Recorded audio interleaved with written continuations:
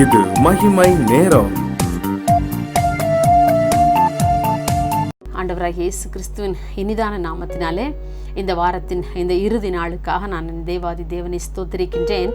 இந்த இறுதி நாளிலும் கூட மகிமை டிவி நேயர்கள் அனைவரையும் சந்திக்கும்படியான கிருபை கொடுத்த என் தேவாதி தேவனை அதிகமாக நான் துதிக்கின்றேன்.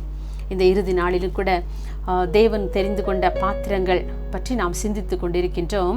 இந்த இறுதி நாளிலே தேவன் நம்மோடு கூட பேச இருக்கின்றார். இந்த இறுதி நாளிலே தேவன் தெரிந்து கொண்ட பாத்திரம் யார் தெரியுமா? தானியேல். தானியேல் 6ஆம் அதிகாரம் 28ஆம் வசனம் இவ்வாறாக சொல்கிறது, தரியுவின் ராஜ்யபார காலத்திலும் பர்சியனாகிய கோரேசுடைய ராஜ்யபார காலத்திலும் தானியேலின் காரியம் ஜெயமாயிருந்தது என்று சொல்லி நாம் வாசிக்கின்றோம்.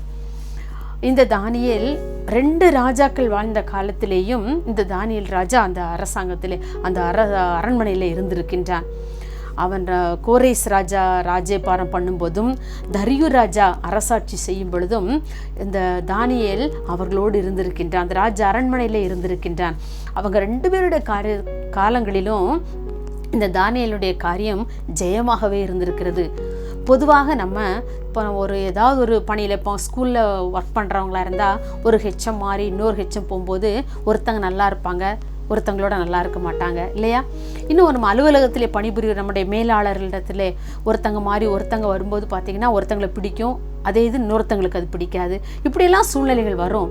ஆனால் இந்த 2 ராஜாக்களுடைய காலத்திலும் பாருங்கள், இந்த தானியேலுடைய காரியம் ஜெயமாகவே இருந்ததாம்.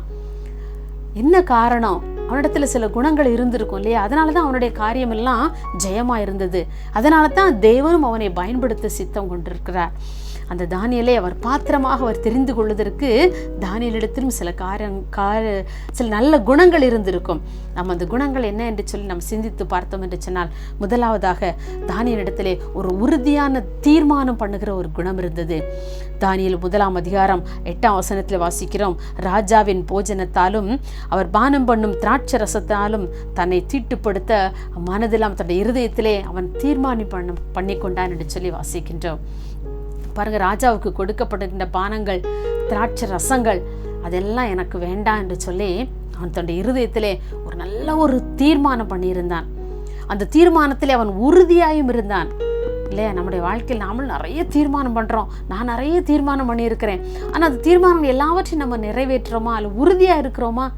இல்லை, நிறைய வேளையில் நம்ம தவறி போகிறோம். நிறைய தீர்மானங்கள் நாம் மறந்தே போய் விடுகிறோம்ல. ஆனால் இந்த தீர்மானத்தில் உறுதியாக இருந்தான். எவ்வளவோ அவனுடைய உணவுக்காக ஆயத்தம் பண்ணி இருந்த அந்த தலைவன் கேட்குறான், இல்லை ராஜா, உங்களுக்கு இப்படிப்பட்ட உணவுகளை தான் கொடுக்க சொல்லியிருக்கிறார் ஏகாய் அப்படின்னு சொன்ன போதும் கூட தானியேல் மறுத்துட்டான்ல. அதான் நம் வேதத்தில் வாசிக்கின்றோம், நீ போஜன பிரியனாக இருந்தால் உன் தொண்டையில் கத்திய வையின்னு சொல்லப்பட்டிருக்கிறது வேத வாக்கியம். நம்ம போஜன பிரியர்களாக இருக்கிறோமா? வாரத்திலே ஒரு நாளாவது நாம் உபவாசித்து என்னுடைய ஜனத்திற்காக, அழிந்து கொண்டிருக்க இந்த உலகத்திற்காக நம்ம என்றைக்காவது ஜெபித்திருக்கிறோமா? இல்லை, எல்லா வேளையிலும் ஏசாவை போல ஒரு போஜன பிரியராய் நாம் வாழ்ந்து கொண்டிருக்கின்றோமா? ஒரு வேளை உணவை விடுத்து நாம் உபவாசித்து நம்முடைய உடலை ஒடுக்கி நம் ஆண்டோடைய சமூகத்துக்கு நேராக நாம் இருந்திருக்கிறோமா? நம்ம எடுத்த தீர்மானம் நிறைய வேளையில் நிறைய மீட்டிங்ஸில் நம்ம ஆல்டர் கார்டு பண்ணும்போதெல்லாம் பார்த்து நம்ம ஓடி முன்னாடி போயிருப்போம். நிறைய தீர்மானங்கள், நிறைய டெசிஷன்ஸ் எடுத்திருப்போம். ஆனால் அதெல்லாம் நிறைவேற்றுறோமா? ஆனால் இந்த தானியேல் பாருங்க, இந்த வாழ்க்கையிலே தான் எடுத்த தீர்மானத்திலே அவன் உறுதியாக இருந்தான். ஆகவே தேவன் அவனை ஒரு மிகச்சிறந்த தன்னை விரும்பும் ஒரு பாத்திரமாக அவனை தெரிந்து கொண்டார். இன்றைக்கு உலகத்திலே மனிதர்கள் வேஷம் போடுகிறவர்களாகவே காணப்படுகிறார்கள் இல்லையா? மாயமாலம் பண்ணுகிறவர்களாக காணப்படுகிறார்கள். ஆனால் தானியேல் உறுதியான ஒரு தீர்மானத்திலே நிலைத்திருக்கிறவனாக காணப்பட்டான். ஆகவே தேவன் அவனை ஒரு பாத்திரமாக அவனை பயன்படுத்த சித்தம் கொண்டுள்ளார். 2வதாக பார்த்தோம் என்று சொன்னால், நண்பர்களுக்காக அவன் வேண்டுதல் செய்தான் என்று சொல்லி பார்க்கலாம். தானியேல் 2ஆம் அதிகாரம் 49ஆம் வசனம், தானியேல் ராஜாவை வேண்டிக் கொண்டதின் பேரில் சாத்ராக் மேஷாக் ஆபேத்நேகோவையும் பாபிலோன் மாகாணத்திலே காரியங்களை விசாரிக்கும்படி வைத்தான் என்று சொல்லி வாசிக்கிறோம். பாருங்க, தானியேலை ராஜா கொலு மண்டபத்திலே வீற்றிருக்க வைத்திருக்கின்றார். அப்போ அந்த தானியேல் நினச்சிருக்கலாம், சரி நான் நல்ல பதவிக்கு வந்துட்டேன், தேவன் எனக்கு நல்ல மிக அருமையான பதவியை கொடுத்து விட்டார் என்று சொல்லி தேவனை புகழ்ந்து துதித்து தேவனுக்கு நல்ல பிள்ளையாக நடந்துருக்கலாம். ஆனால் அப்போ யோசித்து பார்க்குறான், தன்னோடு இருந்த தன்னுடைய நண்பர்களையும் சாத்ராக் மேஷாக் ஆபேத்நேகோ என்பவர்களையும் நினைத்து பார்க்கிறான். அப்போ அவங்களுக்காக போய் ராஜாவினிடத்தில் வேண்டிக் கொள்கிறான். அதான் அவன் வேண்டிக் கொண்டதின் பேரில் சொல்லி வேதத்தில் போட்டிருக்கிறது இல்லையா, வாசிக்கிறோம். அப்போ அன்னைக்கு தானியேல் அவங்கள பற்றி அக்கறை இல்லாமல் தன்னை பற்றி மாத்திரம் சிந்தித்திருந்தான்னு சொன்னால் இந்த சாத்ராக் மேஷாக் ஆபேத்நேகோ எங்கே போயிருப்பாங்கன்னே தெரியாது. ஆனால் தன்னுடைய நண்பர்களுக்காக எல்லாம் உபவாசி ஜெபித்துக்கும் போது இந்த நண்பர்கள்லாம் சேர்ந்தா நினைச்சுவாங்களாம் உபவாசித்து ஜெபிப்பார்கள் என்று சொல்ல வேதத்தில் வாசிக்கிறோம். தானியேலுக்கு மறைபொருளை வெளிப்படுத்த வேண்டும் என்று சொல்லி இந்த நண்பர்கள் எல்லாம் உபவாசித்து ஜெபித்ததான வேதத்தில் வாசிக்கிறோம். அப்படிப்பட்ட அந்த நண்பர்களுக்காக ராஜாவினிடத்தில் பேசுகிறான்.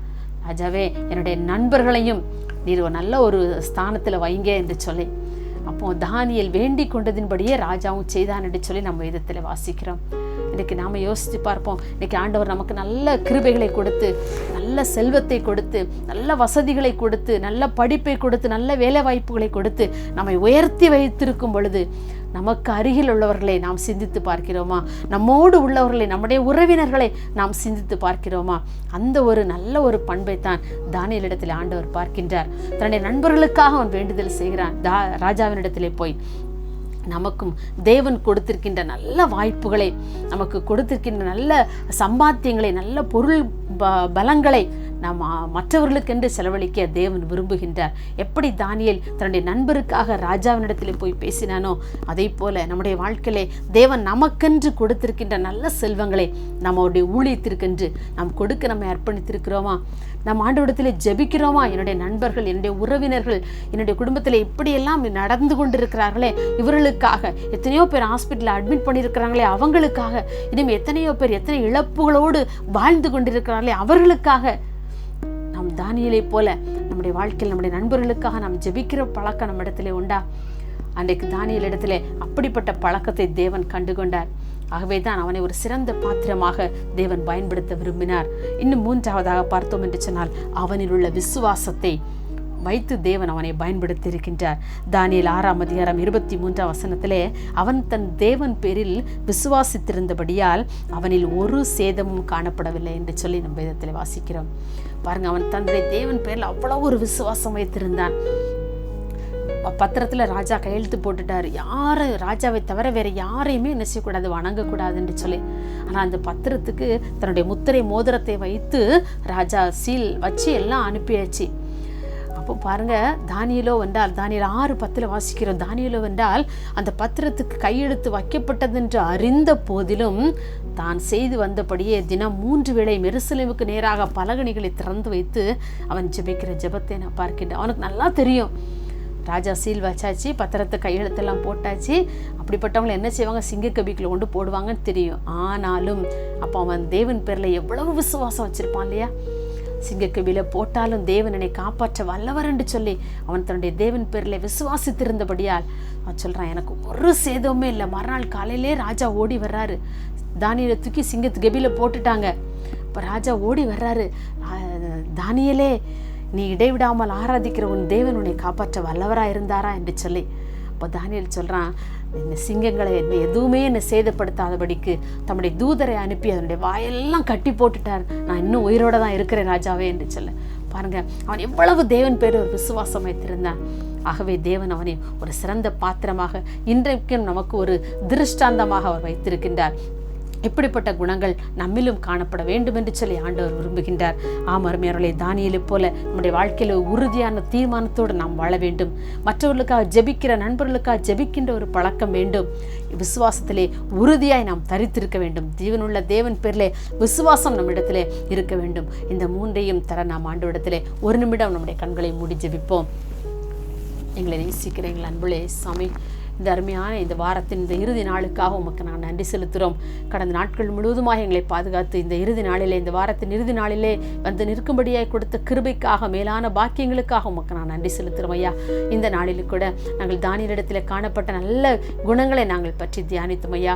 அவன் தன்னுடைய நண்பர்களுக்காக வேண்டுதல் செய்வதையும், ஆண்டவரே, உறுதியான விசுவாசத்தில் அவன் நிலைத்திருந்ததையும், தீர்மானத்திலே அவன் உறுதியாய் நின்றதையும் நாங்கள் சிந்தித்தோம். அதே போல எங்களுடைய வாழ்க்கையிலையும் நாங்களும் தானியேலை போல ஒரு சிறந்த வெற்றி வாஞ்சியுள்ள ஒரு ஜெப ஜீவியம் செய்வதற்கு எங்களை உங்களுடைய கரத்தில் எங்களை தாழ்த்தி அர்ப்பணிக்கிறோம் அப்பா.